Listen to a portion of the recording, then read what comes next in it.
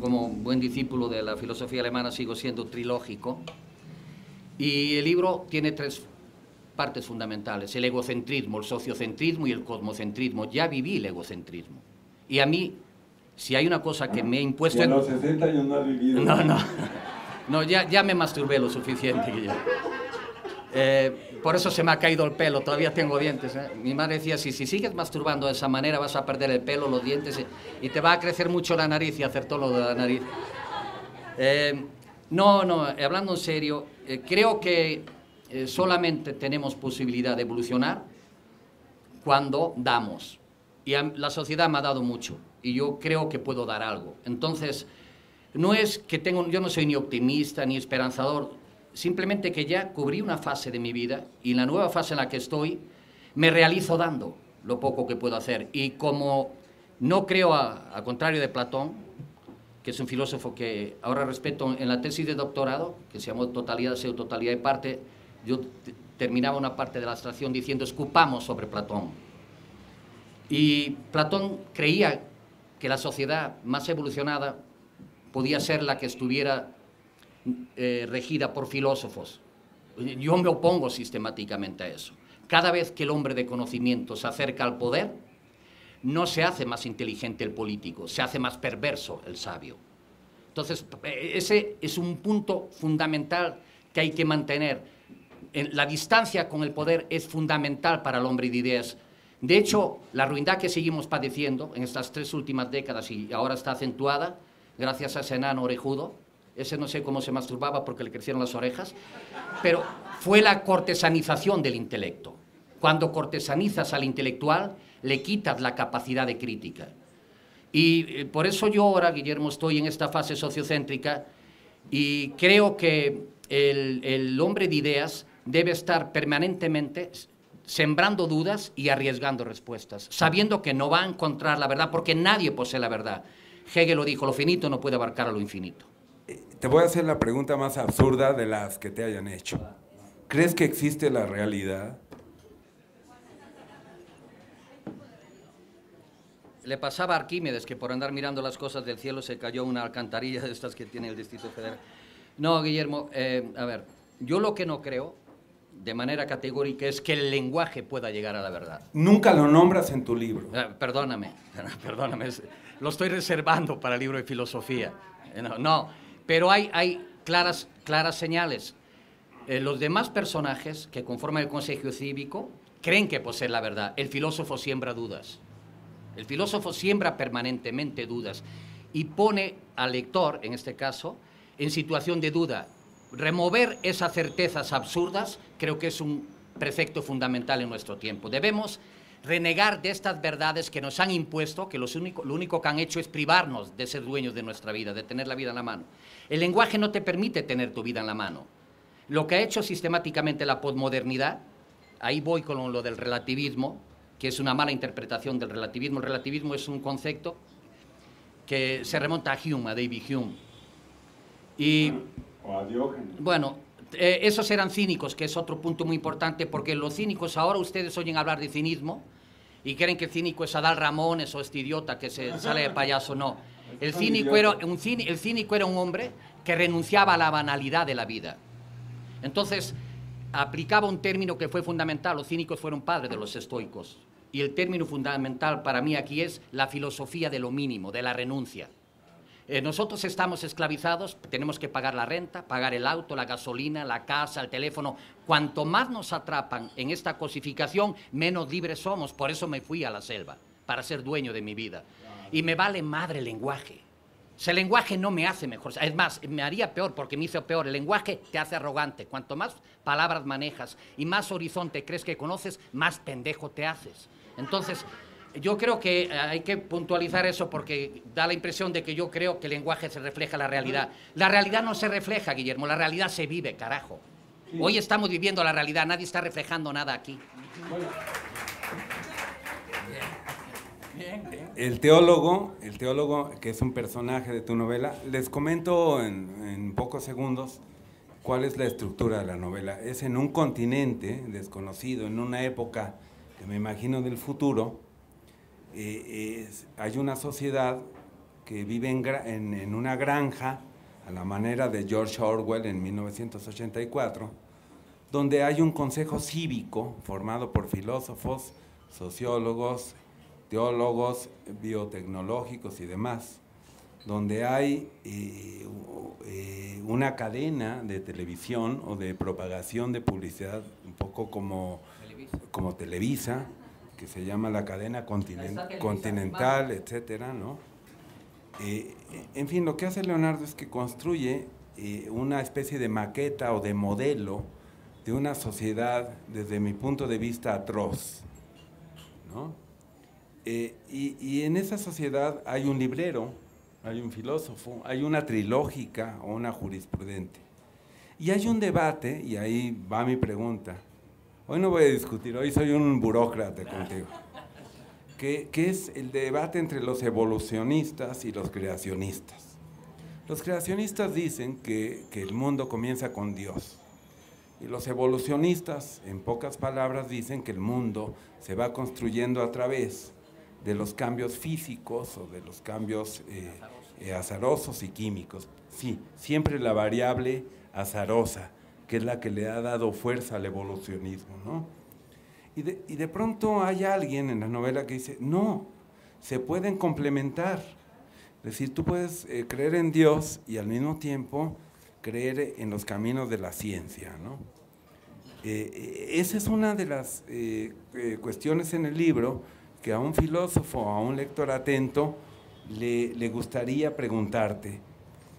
¿Es posible creer en Dios, en la divinidad y en el cosmos o tal, y al mismo tiempo pensar que nuestra vida, nuestras ideas están determinadas por cambios físico-químicos en el cerebro, bla, bla, bla? Discúlpeme este exabrupto filosófico, pero hubo un proceso de discontinuidad a partir de Kant. Kant estableció una diferencia entre la dialéctica trascendental y la estética trascendental, el mundo de los sentidos y el mundo de la razón. Y el mundo de los sentidos tiene un límite, es la apariencia, y el mundo de la razón, él lo dividió en tesis, antítesis y síntesis, y es un fenómeno infinito, por lo tanto dijo lo nouménico, el ser en sí de las cosas, es incognoscible. Y era un escándalo filosófico.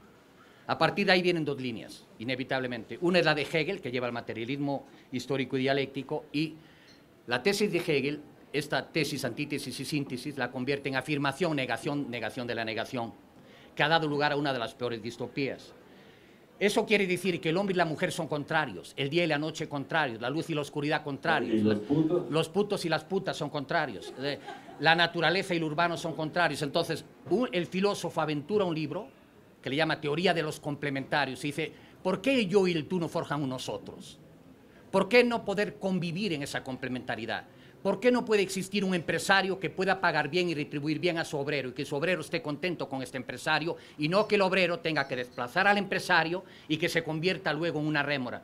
Vean ustedes esto, y perdonen porque va a haber alguno que ya me identifique con el enano que nos desgobierna. Esto es muy importante para mí ahora. Yo no creo en las revoluciones. Definitivamente no ha habido una sola revolución en la historia de la humanidad que no devore a sus mejores hijos y que no encumbre una casta peor que la que derrocó. Yo creo en la evolución. ¿Y qué papel tienen los jóvenes en tu libro de distopía? Yo creo que los encontré en los tarados, ¿no? Es decir, en el mundo de los tarados. Pero te pregunto. A ver, yo creo que todas las generaciones tienen derecho a equivocarse. Y le digo a los chavos, yo hubiera querido tener a alguien como ustedes me tienen a mí, que me pudiera haber... Sí. La vanidad muere. No, que me hubiera dado la oportunidad... Ojalá hubiera sido feo. No, eso, ya estoy calvo, ¿no? Sería el mejor filósofo si fueras feo. No. Ese es uno de los puntos muy importantes. A ver, yo les he dicho, yo no les voy a demostrar nada, simplemente les voy a poner delante de ustedes, mostrar, para que elijan. Y la primera fase fue la seducción de la caída. O sea, son jóvenes de padres alcohólicos, la mayoría, analfabetos, viven en la periferia de Oaxaca, en una zona donde queman llantas para cocer ladrillos. Es la zona hipercontaminada, hay casos de cáncer, en fin, es terrible. Y la literatura que le llegó inmediatamente a estos jóvenes fue la literatura de la caída, la literatura de la concentración. Recuerden que él hablaba de Kafka al principio, pero no es Kafka, es Kafka, Robert Balser, Thomas Berhan, Irre Kertész, Elías Canetti, en fin. Imagínense a unos muchachos que salen de una prepa pública en Oaxaca, ustedes ya saben que el magisterio oaxaqueño está al nivel de Harvard, de posgrado, y que estos muchachos se pongan con estas lecturas y obviamente se seducen. Entran con Cioran, con este destello de pensamiento en la caída, porque generalmente el ser humano tiene sus destellos más lúcidos cuando va de caída, no cuando van en ascenso. Cuando vamos en ascenso, todos nos consideramos diosecillos. Cuando vamos en caída nos damos cuenta de lo arrogante que hemos sido. Entonces le dejé, podía usar un término y que me perdonen porque son autores que valoro, le dejé que se indigestaran con esa literatura de la caída. Se regodearon en ello y digo, ahora aplíquenlo a su vida. Dijeron, no, de la chingada. Porque me van a hablar a mí de Auschwitz, de un pobre Kafka que le publicó Masbro, todo lo que tenía ahí, un tipo reprimido, era incapaz de cogerse a su novia y hacía toda una... En fin, chavos, vean eso, si les sirve para lograr ser mejores seres humanos, no mejores ingenieros, mejores abogados, mejores médicos, mejores escritores, mejores seres humanos. ¿Y qué entiendo yo por un ser humano mejor? Es un ser humano que logra convivir. Por eso es tan importante el diálogo. O sea, el diálogo, y yo insisto en esto, y quizás, como diría Christopher, caigo en un didactismo angustioso, porque creo que el diálogo es la ruptura con el onanismo. Ese culto al monólogo interior, eso ya pertenece a una generación de caída. Nosotros necesitamos ahora descubrir nuevas posibilidades de diálogo, y cuando uno dialoga, descubre al otro, cae en sí mismo. Entonces, cuando yo escribo, diálogo con el otro, cae en mí. En tu novela, en Distopía, hay un consejo de cívico, un consejo de notables, que ponen en entredicho la idea de la representatividad de la democracia. Es decir, nuestras democracias actuales nos van a llevar un día a que una encueratriz o actriz, que no sería nada malo, de Televisa, nos gobierne. A que un boxeador nos gobierne. A que un genio de la contracultura nos gobierne. Carlitos para diputado. Para diputado. Carlitos Rentería para diputado. Dice a las drogas. Hace una crítica terrible a la democracia. Que los idiotas sumados decidan, eso no es una idea de justicia. Necesitamos un consejo cívico de hombres experimentados, de todas las tendencias, que se pongan de acuerdo. Hay un libro que fue una pauta en el quehacer político, donde se planteó la teoría de los tres poderes. Este libro se llama El espíritu de las leyes, de Montesquieu. Y hay una tendencia clara ahí de que todos estos procesos tienden a absolutizarse. La característica del poder es absolutizarse, no compartir. Lo estamos viviendo día a día, en fin. Y en este libro se planteaba que el gobierno de uno degenera en el despotismo, el gobierno de varios en una aristocracia y el gobierno de muchos en la demagogia. Y reflexionen ustedes que en los sistemas representativos que estamos viviendo vale igual el voto de un pendejo que el de un sabio. O sea, no es de risa, es así de contundente. O de un rico de 10 millones de pobre. El mismo voto de Lin que el mío, que no tengo 4 pesos, en fin, ni puedo pagar el teléfono. Ahora, si ustedes se detienen un ratito y piensan en un modelo no perfecto, pero sí perfeccionado, dirían, bueno, el gobierno en el momento actual que podía posibilitarnos esa superación sería un gobierno que mirara por el mayor beneficio para la mayor cantidad de gente en el mayor tiempo posible, no para una minoría. Entonces, son esas minorías las que nos tienen como estamos. Entonces, yo lo que planteo aquí, claro, no es mi postura, es la postura de diferentes personajes, pero yo sí creo que el futuro inmediato, quizás 50, 100 años a nivel cósmico, ¿qué importa eso?, es un proceso en el que la sociedad se sienta representada. Si yo le pregunto a ustedes si se sienten representados por esta fauna que nos desgobierna, van a decir no. Y ellos son los que están manejando nuestros impuestos, lo que pagamos cuando consumimos, cuando respiramos, cuando existimos, y no tenemos el menor índice de determinación de a dónde van nuestros impuestos, que es nuestro trabajo acumulado, y eso es un valor. Entonces, yo sí creo que podíamos plantear esto. Bueno, prefiero Javier Sicilia a que esté Bejarano. Y prefiero que esté una mujer inteligente representando todo el aspecto genérico a que esté Dolores Lapierno, ¿cómo se llama esa? Dolores Padierno, bueno, esos apellidos infernales, en fin. Nosotros no nos sentimos representados como sociedad y es como un hijo que no siente la representación de autoridad de sus padres. Es como una nave donde no hay un comando, un capitán. Y no es que el capitán esté ahí por un proceso autoritario, es por una elección libre, es un acto de voluntad. Y no ejercemos nuestro acto de voluntad y nos desinteresamos y la política se pudre y la sociedad se pudre. ¿Han oído ustedes hablar de una película que se llama Presunto culpable? Sí. Bueno, en eso coincidimos. Pues el abogado en jefe, que es un doctor en Berkeley, fue al Instituto de Ciencias Jurídicas de Oaxaca, que es del hombre número 1, especialista en evasión de impuestos, y que tiene una fortuna en Oaxaca. No voy a decir el nombre porque todos lo conocen allá. Y el instituto extraordinario. Yo dije, oye, ¿de quién es esto? Hasta que me enteré de quién era. Y le pagó para que fuera allí. Entonces me invitaron a mí y a varios políticos a hablar de la película Presunto culpable. Y este hombre fue el asesor de la película, tira su rollo, la justicia, ¿no? ¿Qué es la justicia?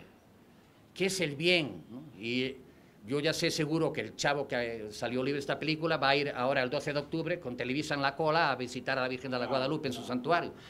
Y con su rap, Virgen de la Guadalupe, tú me iluminaste, tú me puedes llevar. Por favor, Televisa, ponme el foco en el culo para que pueda llegar. En fin, dejémoslo ahí. No, el asunto es que yo le dije, es muy fácil distinguir el bien del mal. Tú sabes cuando estás dañando al otro. O sea, nosotros sabemos cuando estamos haciendo algo que daña al otro.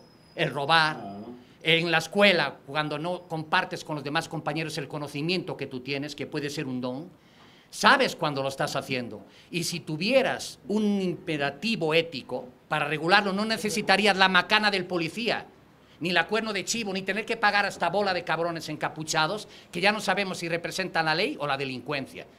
Pero como no nos podemos regir, estamos todavía en estado de barbarie, necesitamos el aparato represivo. Entonces, para mí es fundamental entender esto.